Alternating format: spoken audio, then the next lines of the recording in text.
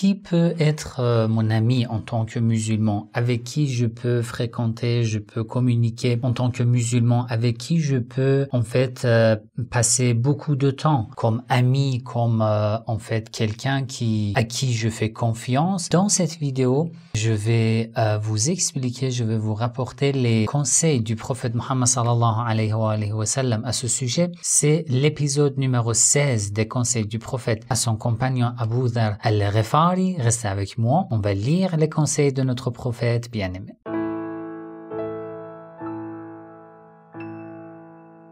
Bismillah ar-Rahman ar-Rahim. Avant de commencer, si ce genre de contenu vous intéresse, n'oubliez pas de cliquer sur j'aime, de partager la vidéo avec votre entourage, écrivez votre avis dans les commentaires et si vous n'êtes pas encore abonné à ma chaîne, abonnez-vous et cliquez sur la cloche pour être informé dès que je publie une nouvelle vidéo.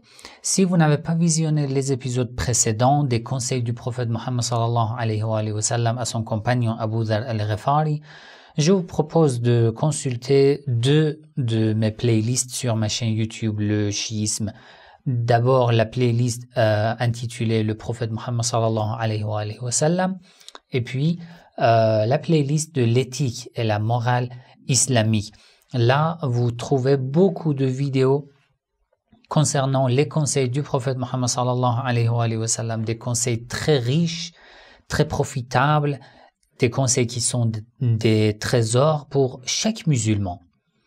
Pas seulement les chiites, pour tous les musulmans, les hommes musulmans, les femmes musulmanes. Ces conseils du prophète Muhammad sallallahu alayhi wa sallam à son compagnon Abu Dhar al-Ghifari peuvent vous donner, en fait, vous montrer votre direction vers votre Seigneur, peut vous aider à renforcer votre lien avec votre Seigneur, à vous élever dans la spiritualité, à pratiquer encore mieux la religion, à avoir une meilleure vision de votre Seigneur, de la miséricorde de Dieu et à voir les beautés de l'islam, la beauté de l'islam, la réalité de l'islam. Donc, prenez comme sérieux des conseils du prophète Muhammad sallallahu alayhi wa sallam dans cette série de vidéos. Si vous êtes musulman et même si vous n'êtes pas musulman, ces conseils sont très utiles et profitables pour tout le monde. Notre prophète est le prophète de tous les êtres humains et un signe de miséricorde pour tous les êtres humains. Et ces conseils aussi sont profitables pour tous les gens. Ya Aba Dhar, al-jalisu salih khayrun min al-wahda. Si tu trouves un bon ami, as-salih, qui est vertueux, qui est pieux, khayrun min al-wahda, ceci est mieux que être seul. Dans les hadiths des imams alayhi salam et du prophète Muhammad sallallahu alayhi wa sallam comme celui-ci, il nous conseille, il nous encourage à avoir des amis, de bons amis bien sûr. Et le fait d'avoir de bons amis est un point très positif pour un croyant et une croyante.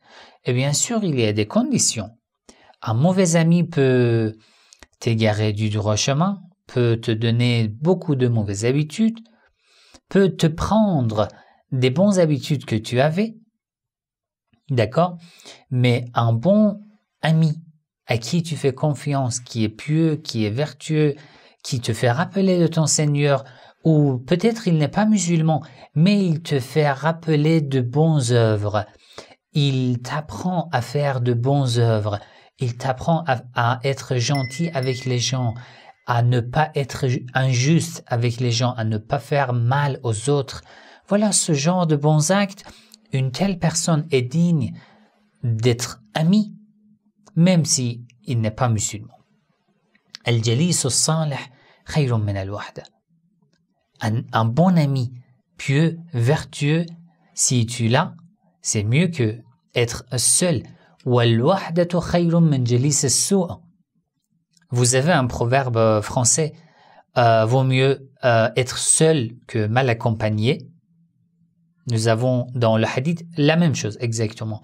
Al-wahda, être seul, khayrun min jalis as-su' est mieux que avoir un mauvais ami.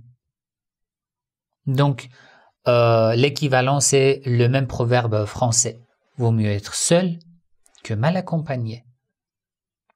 Ici, dans les rendez-vous que je donne pour la thérapie de couple et le psychologue musulman en ligne sur le site de mon institut, lorsque je parle avec les femmes, avec les filles qui ont décidé de se marier avec un homme, je leur demande de me parler de leurs caractéristiques et des caractéristiques de l'homme avec qui elle veut se marier. Lorsqu'elles me racontent tout et lorsqu'elles m'expliquent leur relation, me racontent ce qui s'est passé dans leur relation, je leur dis regardez, ces points négatifs que je vois dans cet homme sont sérieux. Il faut les prendre comme sérieux parce que maintenant tu es tombée amoureuse, tu n'arrives pas à voir les points négatifs. D'accord? Mais moi, je suis dehors. Je regarde votre relation de dehors, une tierce personne. C'est pour ça que je peux être plus logique que vous. Je peux m'écarter des émotions pour voir la réalité. Mais vous, les émotions ne vous permettent pas de voir la réalité, de voir les points négatifs. Alors, par exemple, elles me disent bon, alors, on sait que cet homme a ses défauts, ses points négatifs. On sait que ça va poser beaucoup de problèmes. Mais qu'est-ce qu'on fait? En Europe, c'est difficile de trouver un homme musulman, un homme chiite. Et là, je leur donne ce conseil du prophète Mohammed sallallahu alayhi wa sallam. Al-wahda khayrun min jalis as-sud. Jalis, ce n'est pas seulement un ami, ça pourrait être ton futur mari, ta future épouse. Vaut mieux être seul que mal accompagné, que trouver par exemple un homme qui a beaucoup de défauts, des défauts qui posent beaucoup de problèmes après le mariage.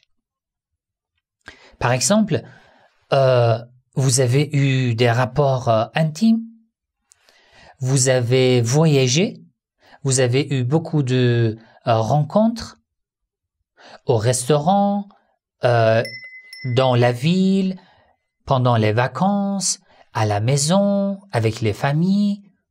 Vous avez consulté des habitudes, des caractéristiques en lui ou en elle que vous ne supportez jamais. Et après le mariage, par exemple le côté financier, etc., ceci pose beaucoup de problèmes après le mariage. Mais juste en disant que si je le refuse, ou si je la refuse, je ne trouverai pas un mari musulman chiite, une femme musulmane chiite. C'est difficile. Alors pas de souci, je vais patienter, je vais être patient, je vais être patiente. Mais non, faites attention. Normalement, nous, le mal que nous recevons, duquel nous souffrons, c'est le fruit de nos décisions. Pourquoi tu t'es marié avec un tel homme? Alors que tu pourrais prendre des conseils, consulter avec par exemple, soit thérapeutes, des médiateurs de couple, etc. Tu pourrais analyser les défauts de ton couple, de ton partenaire, mais tu n'as pas fait. Tu n'as pas fait assez d'analyse, assez de recherche, tu n'as pas beaucoup réfléchi suffisamment. Et voilà, tu t'es marié et maintenant tu as été blessé. Et beaucoup de blessures mentales que parfois ça prend des années et des années pour les effacer, pour les guérir. C'est important et c'est le fruit de nos décisions. Alors que al-wahda khayrun min jalis as-su. Vaut mieux être seul que mal accompagné. Wa imla'ul khayr khayrun min as-sukut. Nous avons toujours entendu qu'un croyant, une croyante, est souvent silencieux. Ça veut dire quoi silencieux? Ça veut dire qu'il n'est pas trop bavard ou qu'il ne parle pas des sujets inutiles. Tu es avec lui ou avec elle, il te parle pendant 1 heure, 2 heures, 3 heures, mais après 3 heures, lorsque tu réfléchis, tu vois que tu n'as reçu rien de lui. Rien n'a été ajouté à ton savoir, à ta spiritualité, à tes compétences, et la morale, c'est 0 après une rencontre avec une telle personne. C'est ça un croyant, une croyante, qui n'est pas trop bavard, qui ne parle que des sujets utiles, profitables. Pas seulement pour la religion, dans le domaine de la religion, dans n'importe quel domaine. Après, le prophète Mohammed sallallahu alayhi wa sallam dit wa imla'ul khayr khayrun min as-sukut. Mais bon, si tu vois que tu peux parler des sujets utiles, profitables, ceci est mieux qu'être silencieux. Wa as-sukut khayrun min imla'i ash-sharr. Et si tu penses que non, ce que tu vas dire, ça va faire mal aux autres. Même un mot. Même un mot. Par exemple, dans la vie en couple, ta femme te demande un avis. D'accord? Ou ta femme fait quelque chose, là, peut-être ça te gêne, ça te met en colère. Là, tu veux tout de suite dire quelque chose pour te vider de cette colère. Mais fais attention. Un seul mot suffit pour blesser une personne. Être silencieux vaut mieux que faire mal aux autres. Ya Aba Dhar, la tusahib illa mu'minan. Ne fréquente qu'avec un croyant. Wala ya'kul ta'amaka illa taqi. Et ne doit pas manger de ta nourriture, de ton repas, qu'une personne pieuse. Ça veut dire quoi, manger de ton repas, de ta nourriture? Ça veut dire quelqu'un avec qui tu fréquentes. Tu vas chez lui, il vient chez toi, vous mangez ensemble. Il parle d'une telle personne avec qui tu as un lien très fort. Soit c'est un lien d'amitié, ou peut-être ça sera un futur mari, une future épouse. Voilà, une telle personne. Ne fréquente pas avec les pervers, avec ceux qui commettent beaucoup de péchés, qui ont de mauvaises habitudes. Ceci va avoir beaucoup d'effets négatifs sur toi, ta morale, ton comportement. Ya Aba Dhar, at'im ta'amaka man tuhibbuhu fillah. Invite ceux que tu aimes pour Allah. Invite à manger.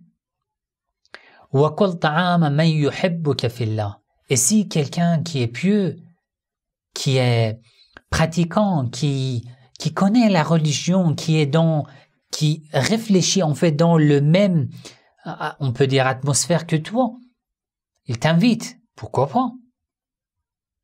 Accepte et fréquente avec ce genre de personnes. Tout comme notre estomac, notre ventre, nous faisons attention. Lorsque je mange un repas, et après je vois que non, c'est nuisible, je me sens pas bien lorsque je mange par exemple un tel repas. La prochaine fois, je n'en mange plus. Pourquoi? Parce que ça me fait mal. Concernant le cerveau, la morale, c'est pareil. Lorsque je fréquente avec une personne, après je vois que non, elle me prend beaucoup d'énergie. Et lorsque je la quitte, je me sens pas bien. Je me sens très mal. Je me sens, par exemple, nerveux, en colère, fatigué moralement. Alors pourquoi fréquenter avec une telle personne? C'est comme la nourriture. Il faut éviter de fréquenter, de rencontrer ce genre de personnes. qui me font mal. Peut-être eux aussi, ils ne font pas ça volontairement, mais c'est de manière involontaire, mais ça se fait. Il faut faire attention. Qui entre dans mon cerveau? Qui peut entrer chez moi et avoir des effets sur ma morale, mon âme, mon esprit? C'est très important et dans l'islam aussi il y a énormément de conseils à ce sujet. Voilà, on va continuer les conseils suivants du prophète Mohammed sallallahu alayhi wa sallam dans les épisodes suivants. Si vous avez des questions, n'hésitez pas à écrire dans les commentaires. Je lis tous vos commentaires et je vais essayer de vous répondre, Inch'Allah. Wassalamu alaikum wa rahmatullahi wa barakatuh.